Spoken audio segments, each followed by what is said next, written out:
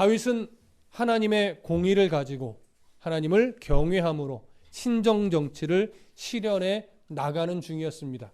그렇게 통치하도록 하나님은 다윗의 모든 통치 기간을 섭리하시고 간섭하시고 다듬어 내셨죠. 다윗은 그것을 이제 거의 노년의 이 통치를 정리하며 고백하는 이 이야기에서 스스로 고백했습니다.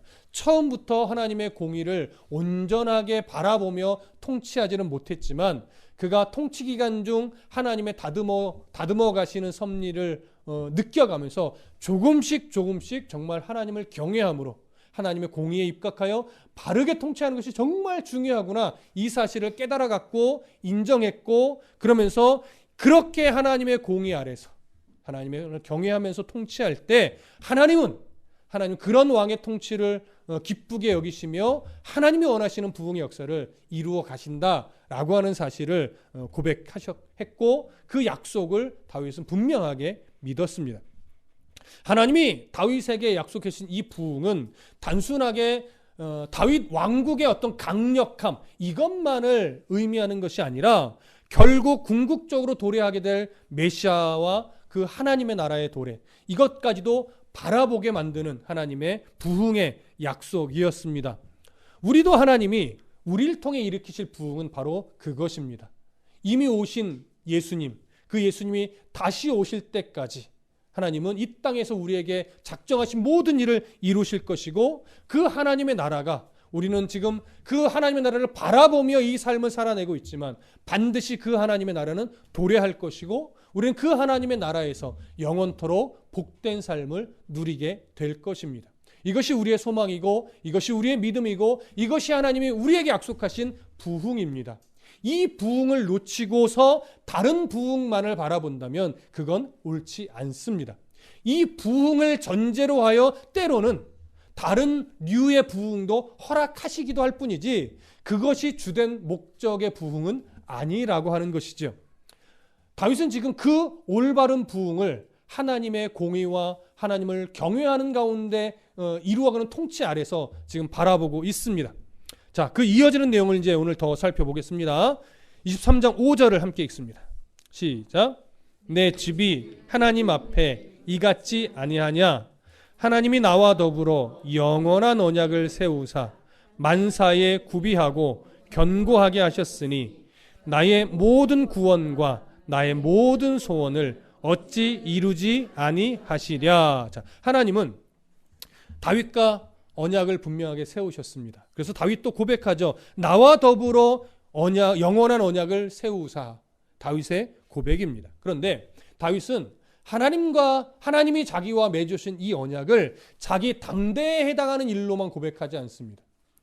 5절에서 무엇이라고 말하냐면 내 집이 하나님 앞에 이같지 아니하냐 하면서 이것을 다윗과 맺은 영원한 언약으로 연결합니다. 그러면 여기서 말한 내 집은 다윗 자신만을 의미할까요? 아니면 다윗의 후손까지도 포함이 될까요?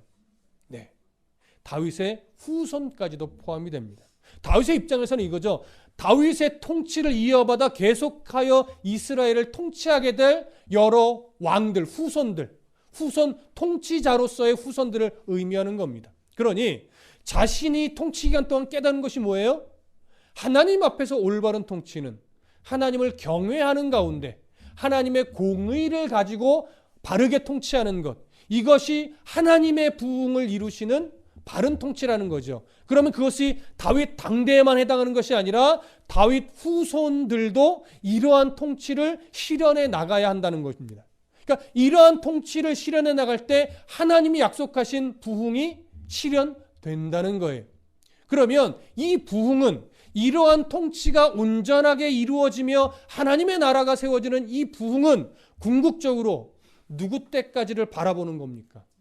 예수 그리스도 때까지를 바라보는 거죠.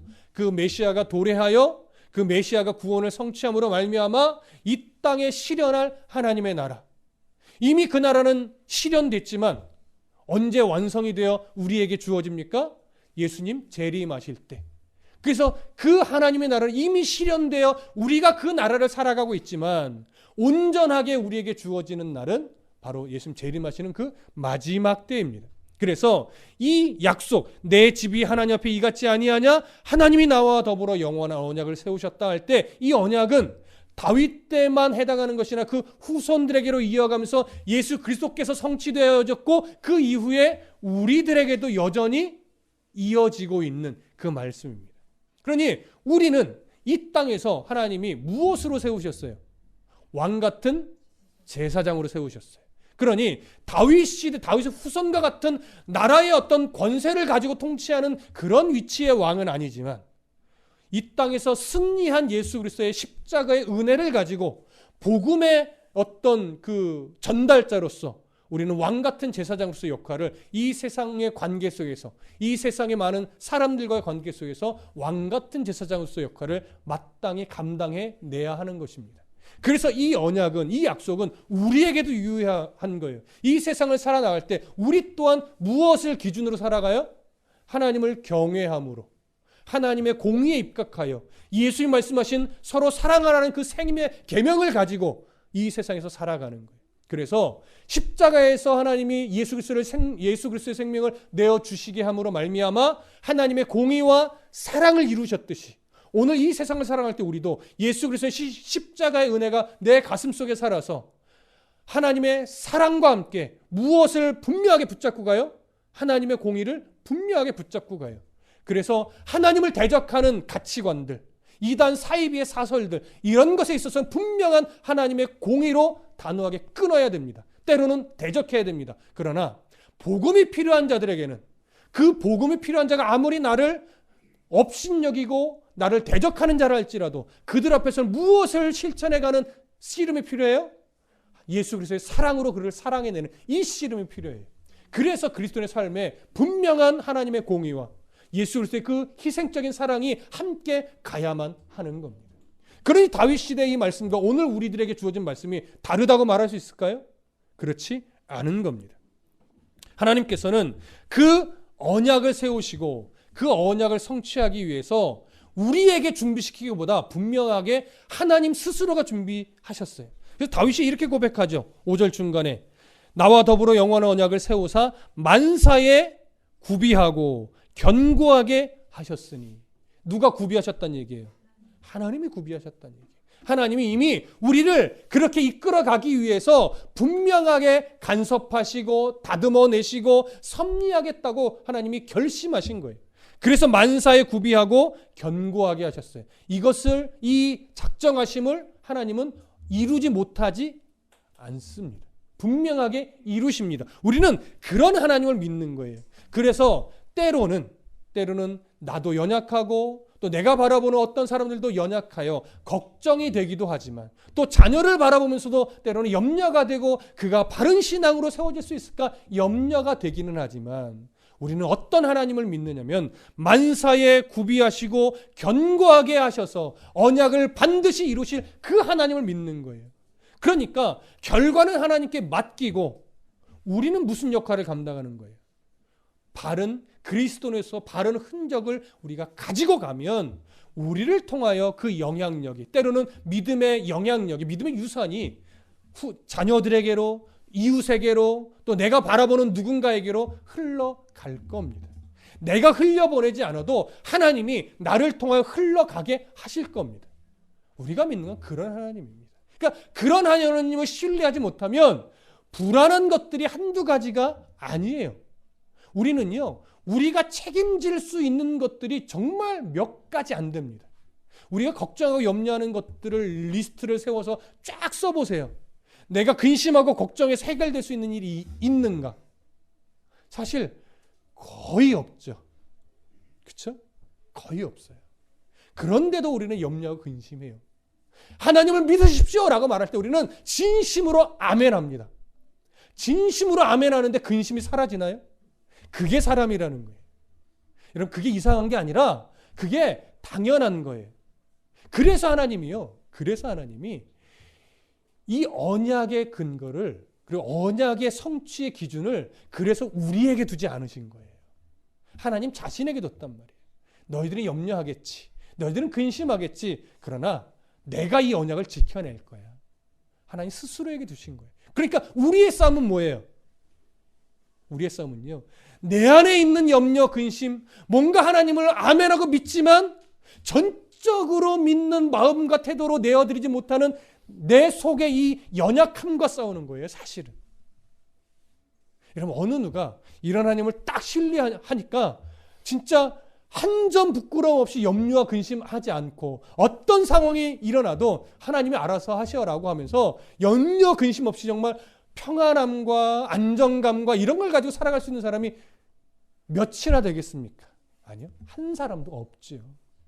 누가 염려에 매이느냐? 아니면 그래도 그 염려를 하나님께 맡기며 살아가는 이 차이밖에 없어요. 염려를 맡긴다는 게 뭐예요?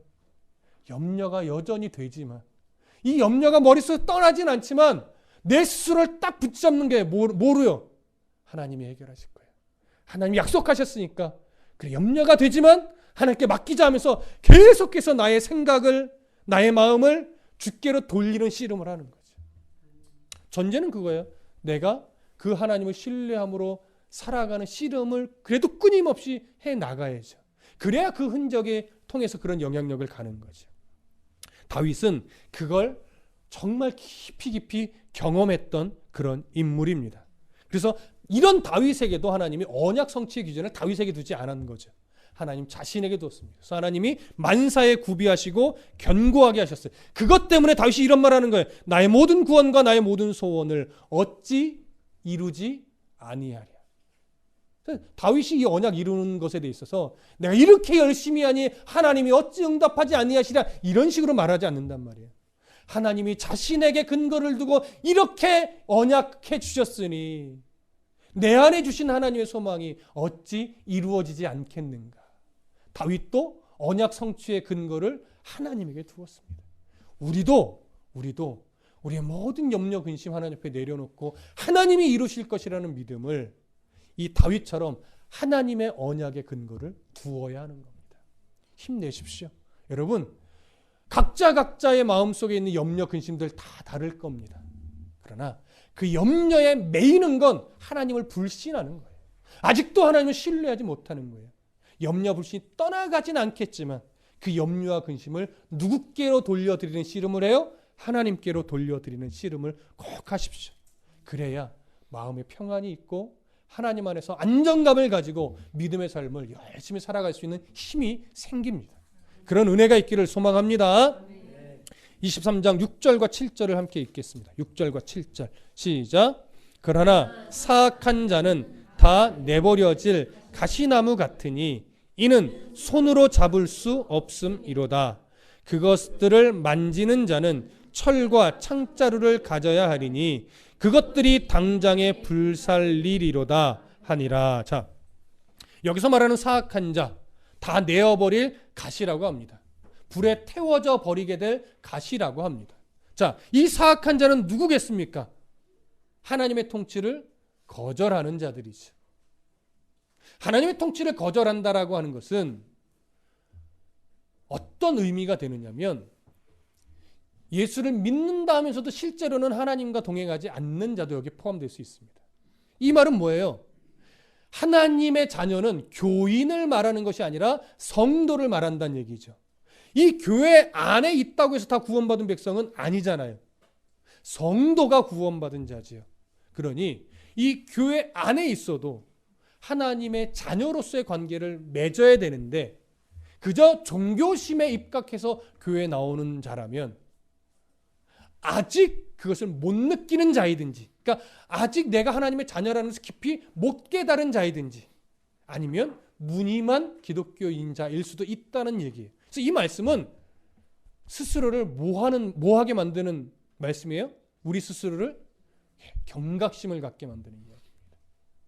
왜냐하면 아무리 예수님을 진실하게 믿고 성도라 할지라도 우리는 종종 하나님의 통치를 자꾸 뭐하고 살아요?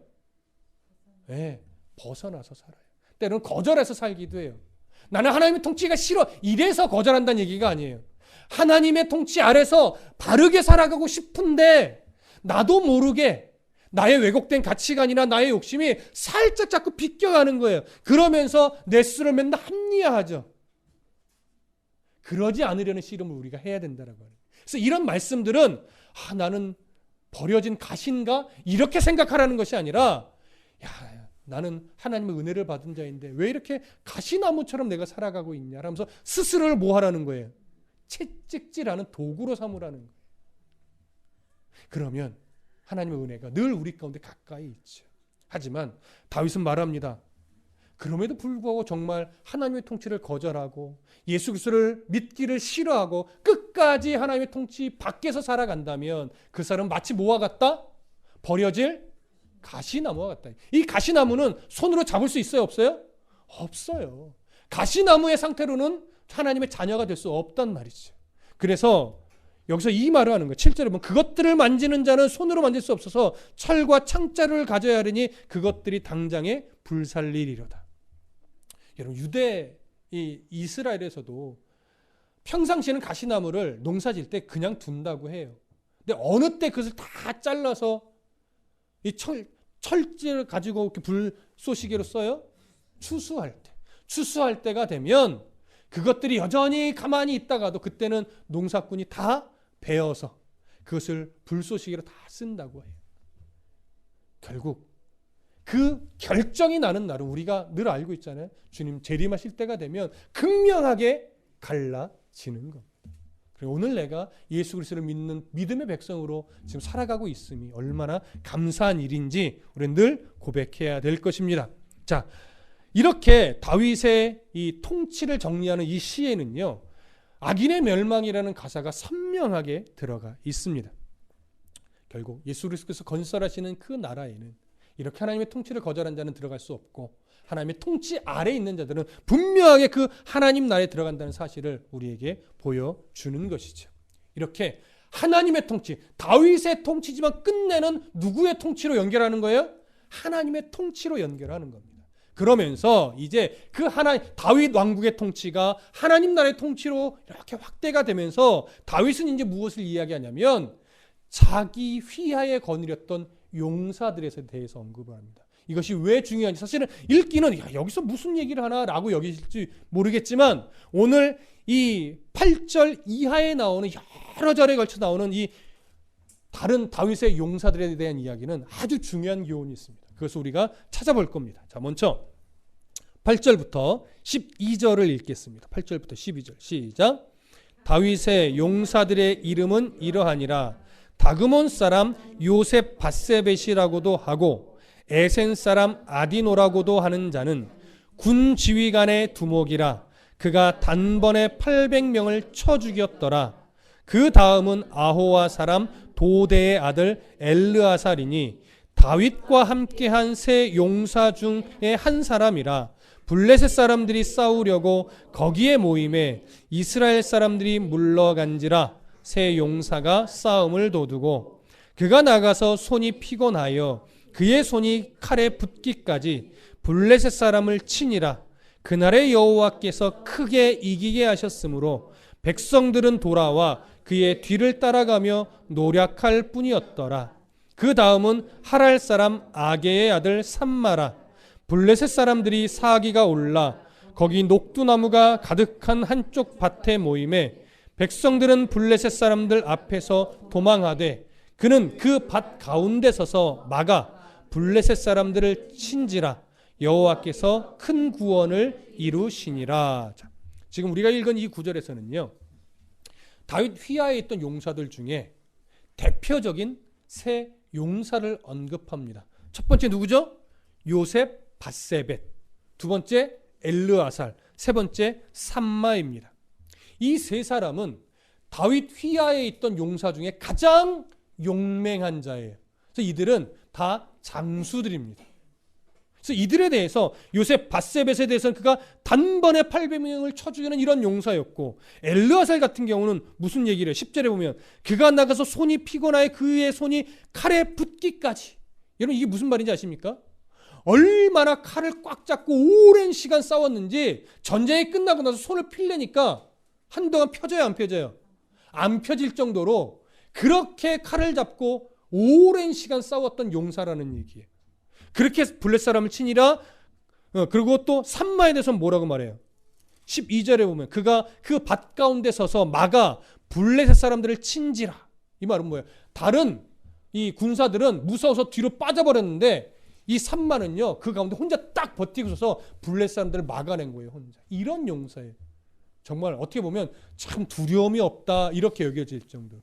근데 이 세 용사가 드러낸 큰 특징은 뭐냐면 이들이 얻은 승리는 이들이 열심히 싸워서 얻은 승리라고 합니까? 하나님이 주신 승리라고 합니까? 그렇죠. 자, 10절을 보시면 그가 나가서 손이 피곤하며 그의 손이 칼에 붓기까지 블레셋 사람들을 치니라. 그날에 여호와께서 크게 이기게 하셨다라고 말해요. 12절도 보세요. 그는 그 밭 가운데 서서 막아 블레셋 사람들을 친지라. 여호와께서 큰 구원을 이루시니라. 물론 앞에 요셉 바세벳도 마찬가지입니다. 이들의 승리는 다 이들이 용맹하게 싸운 것도 있지만 하나님이 그들과 함께 하셔서 승리할 수 있도록 도와주신 결과입니다. 자, 이것은 무엇을 우리에게 보여주는 거냐면 하나님께서 이스라엘 왕국을 다윗 왕국을 강력하게 하실 때 하나님이 다윗과 함께 하셔서 그의 통치가 견고하게 해주신 건데 그러면 다윗에게만 함께 하셔서 견고하게 해주신 거냐? 그렇지 않다라고 하는 거예요. 다윗에게 이 세 용사를 붙여주심으로 말미암아 이들을 통하여 하나님이 다윗 왕국을 또 강력하게 하셨다는 얘기죠. 다윗과 함께 하셨던 하나님은 여전히 누구와도 함께 하셨다는 얘기예요. 그 휘하의 세 용사와도 함께 하셨다는 얘기예요. 그리고 다윗 왕국의 건설은 다윗 혼자 한 거예요? 용사들과 함께 한 거예요? 용사들과 함께 한 겁니다. 여러분 이어서 보십시오. 13절부터 23절까지 함께 읽겠습니다. 13절부터 23절 시작. 또 30두목 중 세 사람이 곡식 뺄 때에 아둘람 굴에 내려가 다윗에게 나아갔는데 때에 블레셋 사람의 한 무리가 르바임 골짜기에 진쳤더라. 그때에 다윗은 산성에 있고 그때에 블레셋 사람의 요새는 베들레헴에 있는지라. 다윗이 소원하여 이르되 베들레헴 성문 곁 우물물을 누가 내게 마시게 할까 하매 세 용사가 블레셋 사람의 진영을 돌파하고 지나가서 베들레헴 성문 곁 우물물을 길어 가지고 다윗에게로 왔으나 다윗이 마시기를 기뻐하지 아니하고 그 물을 여호와께 부어드리며 이르되 여호와여 내가 나를 위하여 결단코 이런 일을 하지 아니하리이다. 이는 목숨을 걸고 갔던 사람들의 피가 아니니까 하고 마시기를 즐겨하지 아니하니라. 세 용사가 이런 일을 행하였더라. 또 스루야의 아들 요압의 아우 아비새이니 그는 그 세 사람의 우두머리라. 그가 그의 창을 들어 300명을 죽이고 세 사람 중에 이름을 얻었으니 그는 세 사람 중에 가장 존귀한 자가 아니냐. 그가 그들의 우두머리가 되었으나 그러나 첫 세 사람에게는 미치지 못하였더라. 또 갑스엘의 용사의 손자 여호야다의 아들 분하야이니 그는 용맹스러운 일을 행한 자라. 일찍이 모압 아리엘의 아들 둘을 죽였고 또 눈이 올 때에 구덩이에 내려가서 사자 한 마리를 쳐 죽였으며 또 장대한 애굽 사람을 죽였는데 그의 손에 창이 있어도 그가 막대기를 가지고 내려가서 그 애굽 사람의 손에서 창을 빼앗아 그 창으로 그를 죽였더라. 여호야다의 아들 분하야가 이런 일을 행하였으므로 세 용사 중에 이름을 얻고 30명보다 존귀하나 그러나 세 사람에게는 미치지 못하였더라. 다윗이 그를 세워 시위대 대장을 삼았더라. 자, 두 번째 그룹의 세 용사를 언급합니다. 이 세 용사는요, 첫 번째 그룹 세 용사보다는 조금 못 미쳐요. 그러나 이들도 용맹해요. 그래서 이들이 이제 24절 이후에 언급될 30인의 용사보다는 더 용맹한 장수예요. 자, 이 세 용사에 대해서 먼저 13절부터 17절까지는요, 에피소드 하나를 소개하는데 이 에피소드가 어떤 거냐면 다윗이 이제 블레셋 사람과 싸울 때 아둘람 굴에 잠시 숨었을 때 피신해 있을 때가 있었어요. 그때 다윗이 아둘람 굴에 이렇게 있으면서 문득 지나가는 말로 이런 말을 한 거야. 베들레헴 성문 곁에 있는 우물의 물을 내가 마시고 싶다. 이런 말을 툭 던진 거예요. 왜냐하면 학자들의 이야기를 들어보면 이 아둘람 굴에는요 물이 별로 안 좋았대요. 그러니까 뭐 예를 들어 석회질 물이라든가 이렇게 그러니까 물이 맛도 없고 몸에도 좋지 않은 물인 거죠. 그러니까 전쟁을 하는데 물이 안 좋으니까 힘이 나요, 안 나요? 잘 안 나죠. 그래서 문득 다윗이 베들레헴 성문 곁에 있는 우물의 그 물을 좀 마시면 참 좋겠다 이 말을 한 거예요. 왜냐하면 다윗이 어디서 자랐어요? 베들레헴에서 자랐어요. 그러니까 어릴 때 베들레헴 성문 곁에 있는 그 우물의 물을 자주 마셨겠죠. 그래서 기억이 나는 거예요. 그때 그 우물이 참 시원하고 맛있었는데. 그래서 그냥 추억 삼아 툭 던졌는데 이 세 용사가 그 말을 스쳐듣지 않고 그 말을 마음에 담고 셋이 상의를 한 거죠. 야, 우리가 지금 이 전쟁에서 다윗에게 좀 용기를 줘야 될 텐데 우리가 그 물을 길어오자. 그래서 이 세 용사가 두려워하지 않고 블레셋에 진치고 있는 그 진영을 돌파하고 들어가서 베들레헴 성문 곁에 있는 우물에 물을 길어서 가지고 와 다윗에게 드린 거예요. 여러분, 다윗이 감동할까요? 안 감동할까요? 감동하죠. 감동해서 그 물을 감히 마실 수가 없었던 거예요. 그래서 그 물을 이것은 이들이 생명을 걸고 들어와서 떠온 물인데 이 물은 그들의 생명의 피와 같은데 내가 이 물을 어떻게 마시냐 하면서 오히려 제단을 쌓고 이것을 전제로 삼아. 전제는 뭡니까? 제물을 부어드리는 거예요. 물 같은 것을 부어서 드리는 제사예요. 그래서 전제로 삼아서 하나님께 제사를 올려드렸죠. 하나님이 이런 세 용사를 쓰시는데 그 첫 번째 용사가 이름이 뭐예요? 18절 보니까 아비새예요. 아비새는 누굽니까? 요압의 동생이죠. 우리가 사무엘 상하하면서도 종종 나왔던 이름입니다. 용맹하기도 했습니다. 이 아비새라는 인물이 두 번째 세 그룹의 용사 중 한 사람인데 이 아비새에 대해서 뭐라고 설명하냐면 그 세 사람의 우두머리라. 두 번째 세 용사 중에서도 대장이었다는 얘기예요.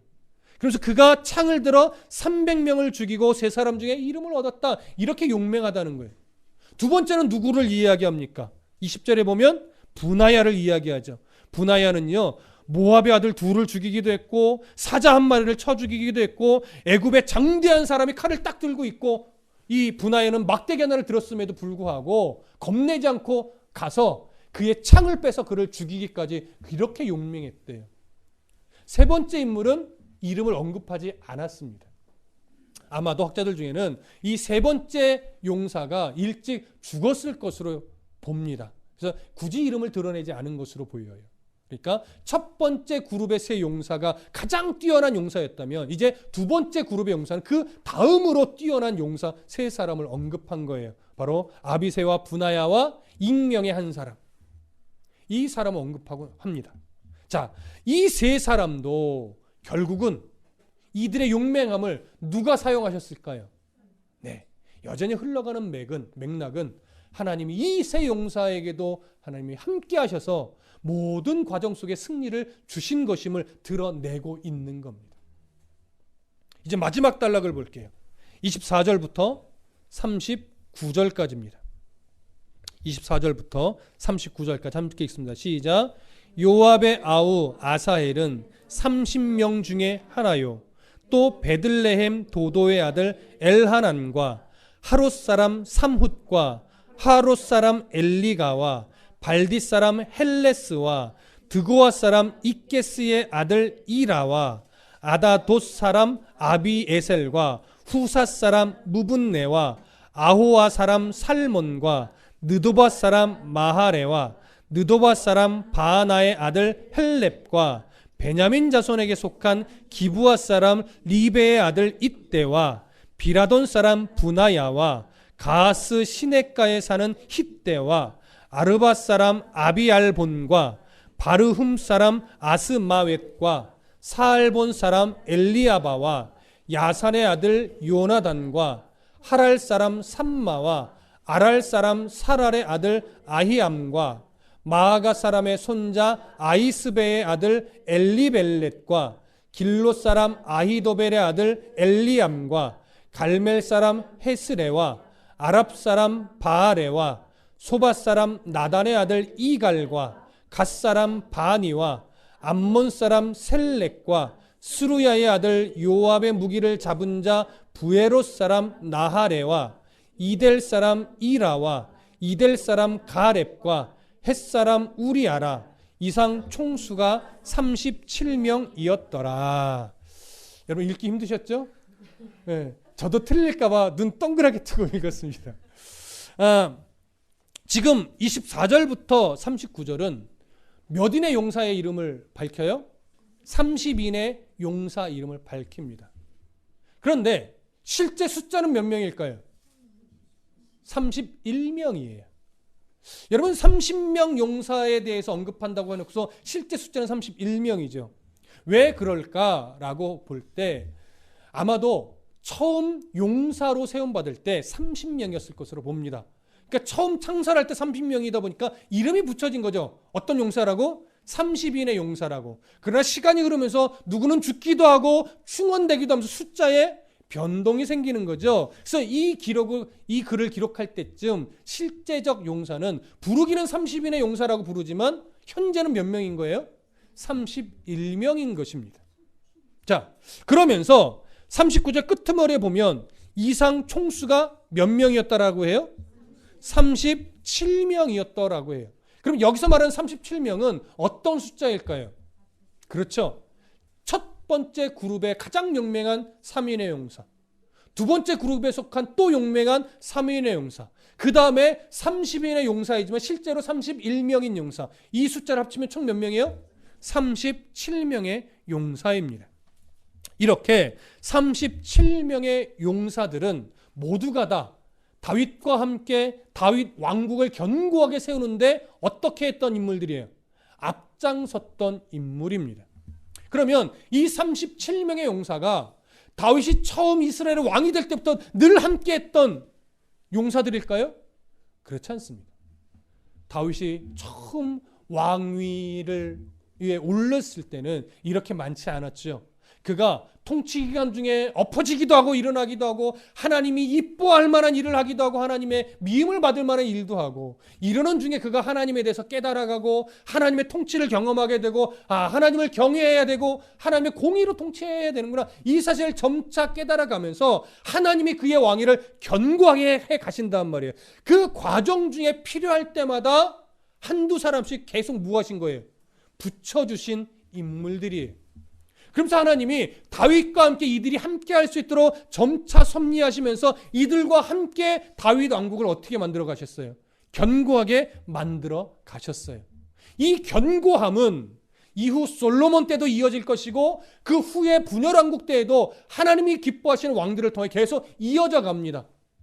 그래서 이 견고한 다윗 왕국은 정말 온전하고 완전한 하나님의 나라를 상징하지요. 그 하나님의 나라는 결국 누구로 말미암아 통치가 이루어져요? 예수 그리스도를 통하여 그 통치가 이루어지는 거죠. 그래서 하나님께서요, 다윗 왕국을 이렇게 섭리하여 다윗뿐만이 아니라 여러 용사들을 함께 붙여주면서 강성하게 해갔듯이 앞으로 도래하게 될 하나님의 나라, 하지만 지금도 우리는 하나님의 나라를 살아가는 이 시점에서 우리도 하나님의 나라를 우리가 강성하게 만들어가는 우리도 도구입니다. 하나님은 우리를 통해 그 하나님의 나라를 세워 가시는 거죠. 그럼 보십시오. 하나님의 나라는 교회를 중심으로 본다면 목사를 통해서만 세워갈까요? 아니죠. 목사와 함께, 목회자와 함께 성도가 어떻게 만들어가는 거예요? 함께 만들어가는 거란 말이에요. 함께 세워가는 거란 말이에요. 어떻게요? 목회자든 성도든 하나님을 경외함으로 하나님의 공의와 예수 그리스도의 그 희생적인 사랑을 가지고 함께 만들어 가는 거예요. 하지만 이 함께 만들어 감에 있어서 우리는 서로 다른 성향 때문에 때로는 나를 불편하게 만드는 다른 사람의 성향 때문에 이 함께함에 사실은 장애 요인이 생기기도 하지요. 그때 우리가 시선을 바꿔내야 돼요. 어떻게 해요? 하나님이 나를 사용하시듯 저 사람도 하나님이 사용하시는 사람인데. 그래서 그런 성향들이 모여서 함께 어우러져서 하나님의 나라를 함께 세워가는 것인데 왜 나는 이렇게 속이 좁게 나와 다른 성향의 사람 때문에 이렇게 내가 혼자 불편해하고 혼자 스트레스를 받는 걸까? 이런 생각들을 우리가 함께 하셔야 돼요. 그래서 우리 안에 어떤 일들이 자꾸 일어나야 되냐면 다른 성향의 성도들을 뭐 하는 싸움? 인정해주는 싸움. 근데 인정해주는 근거가 이거예요. 하나님이 저 사람도 지금 사용하고 있는데, 하나님이 나를 다듬어 내셨듯이 저 사람도 지금 다듬어 가시는 과정에 있는데, 내가 지금 좀 오랫동안 다듬어서 지금 이 정도의 성숙함을 이뤘다면 아직 저 사람 조금만 더 다듬어지면 더 성숙해질 텐데 내가 기다리지를 못하는 거죠. 그러니까 우리가 공동체 안에서 하나님의 나라를 함께 세워간다는 것은 뭐냐면요, 나를 다듬으신 하나님은 다른 지체들도 현재 다듬어 가시고, 내가 이만큼 다듬어졌듯이 언젠가는 하나님이 저 분들을 다 이렇게 다듬어 내실 텐데, 그때까지 우리는 서로를 인정해주고 때로는 기다려주고 또 기도해주고 그러면서 함께 이 믿음의 공동체를 아름답게 세워가는 거라는 사실을 우리가 분명하게 가슴에 담고 서로를 바라봐야만 합니다. 다윗 왕국을 다윗 혼자 이루어낸 것이 아니듯이 여러 장수들이 때로는 가장 용맹한 그룹, 때로는 그 두 번째 용맹한 그룹, 또 용맹하지만 그 위에 대열에 속하지는 못하지만 또 용맹한 그룹들, 이처럼 각자 역할이 다 다르다는 겁니다. 하지만 하나님이 사용하시면 다 어떤 사람들이에요? 믿음의 용사라고 하는 거예요. 믿음의 용사는 꼭 칼싸움을 잘해야만 믿음의 용사가 아닌 거예요. 군량미를 잘 공급해주는 사람도 믿음의 용사예요. 뒤에서 열심히 응원해주는 백성들도 믿음의 용사인 거예요. 누가 서로 더 잘났고 누가 덜 잘났고 이런 것 없습니다. 하나님 앞에서 이러한 것들이 조화를 이루어 서로가 서로를 인정하며 함께 한 공동체를 이룰 때 이것이 하나님이 세워가시는 공동체예요. 내가 이만큼 했는데 너 왜 이만큼 안 해? 이렇게 뭔가가 나누어지기 시작하면 이미 하나님의 나라는 깨지고 있는 겁니다. 그래서 비교가 아니라 인정으로 가야 됩니다. 인정과 함께 뭐예요? 기다려줌과 용납과 이런 것들로 우리의 스스로의 마음의 시선들이 바뀌어갈 때 그 공동체는 정말 아름다운 하나님이 세워가시는 그런 믿음의 공동체가 될 수 있고, 다윗 왕국이 강력해지듯이 우리 믿음의 공동체도 하나님의 아름다운 영향력을 미치는 그런 멋진 공동체가 될 수 있겠죠. 저는 지금까지 하나님이 우리 믿음의 공동체를 그렇게 세워왔음을 저는 믿습니다. 그래서 2020년도도 하나님 분명 그러한 공동체로 더 세워갈 거예요. 그래서 오전에도 말씀드렸듯이 이렇게 하나님이 세워가는 건강하고 단단한 믿음의 공동체가 되기 위해서는 지금의 시점에서 우리에게 필요한 게 뭐예요? 입술과 행동의 파수꾼을 세우는 거예요. 서로 애쓰는 거죠. 조심하려고. 왜? 나도 모르게 무심코 던진 한마디가 누구에게는 상처가 될 수 있으니까. 여러분 잘 들으세요. 마지막 결론입니다. 두 가지가 있는 거예요. 자, 말하는 자는 유익과 덕을 위해서 조심스럽게 말해야 됩니다. 듣는 자는 때로는 마음이 편하고 친해서 툭 던진 말일 수 있는데 그걸 괜히 내 안에 뭘로 받으면 안 돼요? 상처로 받으면 안 돼요. 이 두 사람이 서로 하는 거예요. 그래서 입술에 파수꾼을 세우고 행동에 파수꾼을 세우지만 또 뭐에 어디에도 파수꾼을 세워야 될까요? 마음과 귀에도 파수꾼을 세워야 돼요. 무슨 말씀이 이해되시죠? 하나님, 오해하지 않는 귀가 되게 도와주시고 내 마음에 괜히 누군가를 미워하거나 섭섭해하는 마음이 들지 않도록 내 마음에도 파수꾼을 세워주십시오. 그리고 혹여나 실수로라도 누구의 마음이 아프게, 누구의 마음이 상처나게 실수로라도 말을 잘못 던지지 않도록 입술에 파수꾼을 세워주시고, 혹여나 나의 잘못된 연약한 행동이 누군가의 마음에 상처가 되지 않도록 내 행동에도 파수꾼을 세워주십시오. 그래서 입과 행동에 파수꾼을 세우고 귀와 마음에도 파수꾼을 세워서 정말 교회의 덕이 되고 성도 간의 유익이 되는 이렇게 아름답고 복된 하나님의 믿음의 공동체가 되기를 간절히 소망하고 축복합니다.